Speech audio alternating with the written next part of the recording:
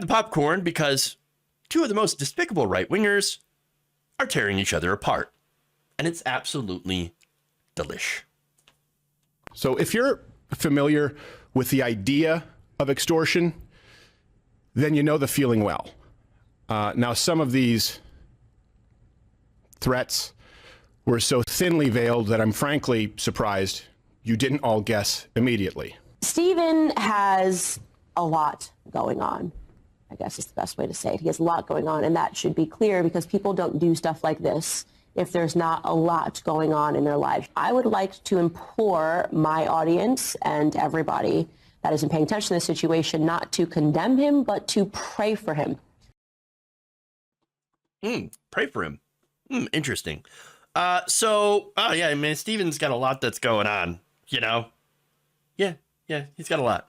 Now, anybody who knows right-wing Christians, and I do, you probably know that telling somebody that that you've openly disagreed with in the past, by the way, because this is an ongoing feud for some time. You tell them, we're going to pray for you. I'm going to get my audience to pray for you. You know what that is? That's the Christian equivalent of an open-handed slap to the face. That's what that is. You know it. We all know it. That's what that is. Now, Crowder, in his video, put out a pretty lengthy video, went after so-called self-styled Christians who he accused of hinting at his personal issues for personal gain or monetary gain, for clicks, for likes, things like that, and said that I'll be handling this through proper legal avenues and channels available as a matter of record in which I have more than full confidence. So, drama. So wait, you might be wondering what the hell started this? Well, I've talked about this before. It was Steven Crowder basically taking a $50 million offer from the Daily Wire and shoving it in their face. $50 million. And you say no. And it's not just saying no, but then taking this entire thing public and then accusing the Daily Wire of being big con. What a weird thing to do for someone that offers you $50 million. And by the way, that's just I forget what they call it. But it wasn't even a contract. It was a starting point for them to negotiate a contract. Wow. Okay. So now Candace Owens, of course, works for the Daily Wire. And apparently she, had promised, I got some tea. I got some things that I'm going to, that I could say about Stephen publicly, but I choose not to. Now, that's funny because it wasn't Candace Owens that went public with Steven Crowder's divorce. So that's the other thing, right? So Steven Crowder is now saying, yes, my wife and I are going through a divorce and it's getting pretty nasty. So what happened? Who spilled this tea? Well, it was self-styled comedian Owen Benjamin.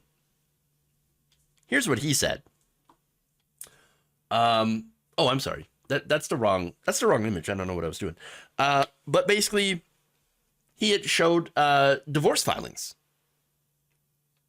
Wow. Okay. But Crowder instead went on to claim that it was Candace Owens that was threatening his children. What is going on here? Now, look, for me, obviously, and I think pretty much all lefties are going to agree with this, children are off limits. Don't ever attack children. Candace Owens did not attack children. And I despise Candace Owens. I think that she's a terrible person. She's a grifter. But in this case, did she go after Crowder's children? Did she even mention him? No, not at all. Not at all. And by the way, again, if anyone's going after Crowder's children or Candace Owens' children, well, I'll be the first to step up and defend the children. All right. That said, I have more yummy infighting because Candace Owens took the video from Crowder and hit back with one of her own titled, "Steven Crowder accused me of extortion. Here's some of that yummy drama. Let's talk about Steven Crowder. A lot of you guys have probably seen his live stream this morning where he brings me up. So we're going to have to respond to that, obviously, because he makes some pretty heavy implications and insinuations in his video that are so patently false that it's shocking to me that a man with his following would be stupid enough to put this onto a platform. Okay, so in the open, you get it. Steven Crowder is a victim. Once again, he's always a martyr for his belief. He's always a victim. And this time, it's the proverbial boot on the neck. He's literally George Floyd. So the idea here is you need to feel really bad for Steven Crowder right away because he's got a boot on his neck. First and foremost, if you're a person that watches his show, how do you not see that he is so obviously acting and that he is a very bad actor? Do you feel bad for him when he says that? When he says, if you're familiar with the idea of extortion, well, if you are familiar with the idea of extortion, you should realize that that video that he just showed of me wasn't that. His insinuation that I knew about his divorce before he decided to attack the Daily Wire is a pointed lie. God, this is so good. Look, right out of the gate, she goes nuclear and she says terrible things. So that's how you know it's fun. All right. Now, she also had talked about on election night getting a weird flirty message from Steven Crowder telling her how good she looked. Interesting. Also super weird. But she then goes on to, I don't know if this is going to make her look good at all because nobody looks good here. But she's going to tell us how she really found out about Steven Crowder's divorce. I logged on to Instagram and I found Hillary Crowder's Instagram account and I looked to see, and it turned out that she didn't follow Steven Crowder and that Steven Crowder didn't follow her. He didn't follow anybody in her family and she wasn't following anybody in his family. That was my aha moment. Clearly, there was some sort of a separation. Now, this might sound like crazy CIA stuff, woman stuff. It's exactly what happened. I then spoke to Jeremy at the Daily Wire and I said, do you think that him and his wife were potentially separated? And he said, no. Obviously, it's his friend. He would have known whether or not they were separated, except he didn't. He actually had no idea if they were separated either. And finally, we said, okay, this is a broken man. This is what I was thinking. This is a broken man who is on some sort of a spiral. It is likely his divorce that led to this moment. He's acting erratic. He's acting panicked. And this at least gives us some sort of an excuse for why he behaved this way. That's it. That's the big, scary story. So I don't know what's funny about this. More funny, okay? The fact that they're fighting like this and it's gotten super nasty, or the fact that she admits that she did a weird journalism on Instagram and started looking them up. Okay, I mean, I'm not going to say that's not weird to, creep on people on the internet, on Instagram. Okay. But then again, the entire situation here is just weird. It's just that. It's weird. But again, I'm kind of gonna go with Candace Owens on this one. Because look, as weird as this is, there's no extortion going on here. I don't know where the hell he's getting this from. Claiming that she's extorting him for what? No.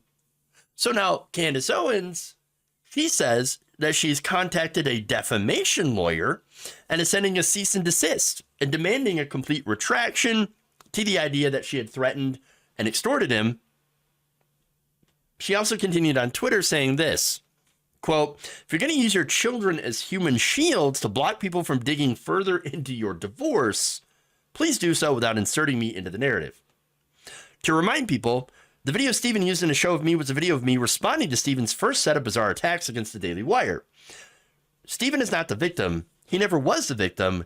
He's just a bad person who continues to burn a lot of people. And actually, I do have some evidence of that as well. The best part, though, is when she invited Hillary Crowder onto her program to spill more tea. I don't know if that's going to happen, but if it does, So now, look, I mentioned that she's, look, she's spilling tea. There's tea everywhere. But let's go to Benjamin Owen, or I'm sorry, Owen Benjamin. I don't know why I got that confused. Here's what he said about Steven Crowder. He posted, when Steven Crowder asked me to perform with him in Michigan, I said, of course, because he was the team leader and we were going to own the left. Basically admitting that that's exactly the only thing that they like to do. We worked on a song making fun of transgenderism, because of course, right before the showtime, they put me in tight white pants and bedazzled cape, and he wore a Speedo and leather chaps. Wow, this is weird. I'm a natural Bravo, not an alpha, despite appearing very dominant in most scenarios, so I followed the team leader's decision, even though it didn't make sense. How is dressing like a... I'm telling you, like the anti-LGBTQ stuff here is just disastrous. But how is this owning the left? I agreed, so I'm no victim, but I felt very uncomfortable saying no and didn't want to let down the team.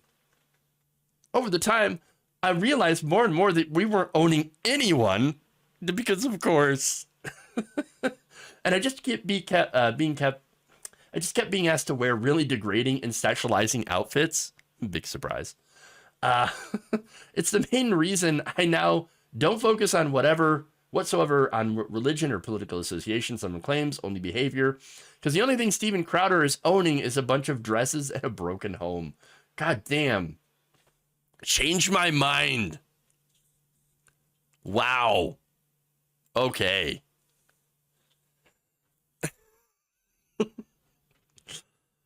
Yeah, I mean, Crowder does have this really strange habit of always wanting to dress up and again, I'm in favor of people, dressing up in drag, whatever.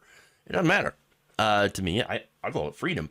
But he does it to, or at least he claims to do it to try to own the left. But I really do just think he might have a thing for dressing up, and that's totally fine. Totally fine. I just wish he didn't have to use it to try to attack other people. You know what I'm saying? But there is more. Got a video here featuring Dave Landau, who also had previously worked on Louder with Crowder.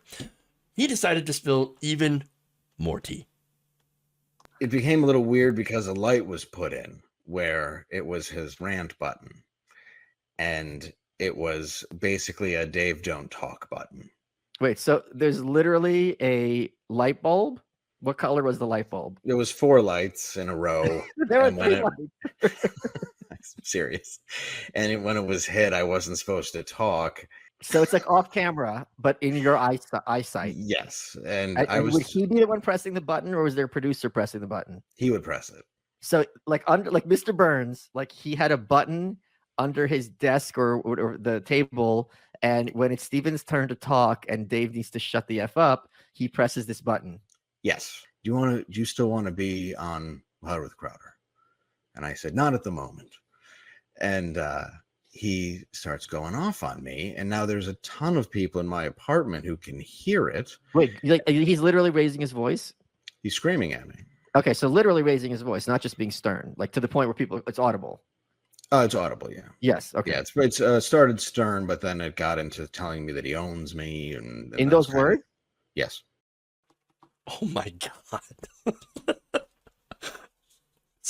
Steven Crowder literally has a shut up button for his co-hosts. Diva. 100%. And it's because, of course, he has to have the last word. Has to. It can't let anybody else get in what they assume to be funny jokes, right? No. Wow. Look, man, all these people are pretty terrible. Let's be honest, right? Crowder just happens to be probably the most terrible. Just on how petty he is alone. Come on. No wonder, I'm going to say it, no wonder his marriage fell apart. I don't know the reasons. I'm speculating, okay? But come on. And by the way, on that, Crowder is starting his incel arc. He is railing against women being able to divorce men without their permission. On his show, when he basically admitted that, yes, he's going through a divorce, he said repeatedly, "This was not my choice. My then wife decided that she didn't want to be married anymore, and in the state of Texas, that is completely permitted. She simply wanted out, and the law says that's how it works." So what, you're implying that she shouldn't?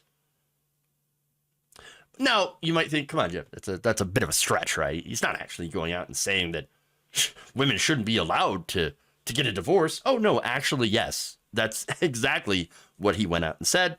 But I'm going to give you a quote here from last summer.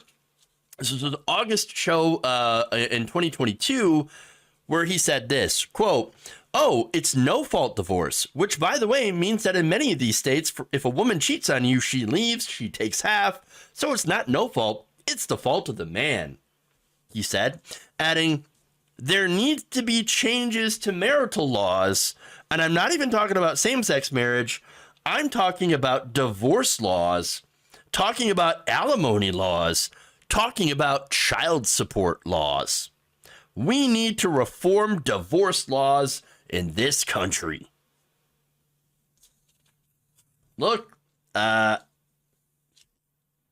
those are his statements, and it was kind of weird. Well, now we know maybe where those statements came from.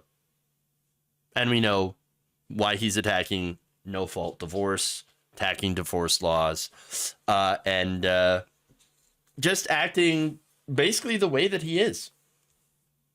I guess at least now it makes sense.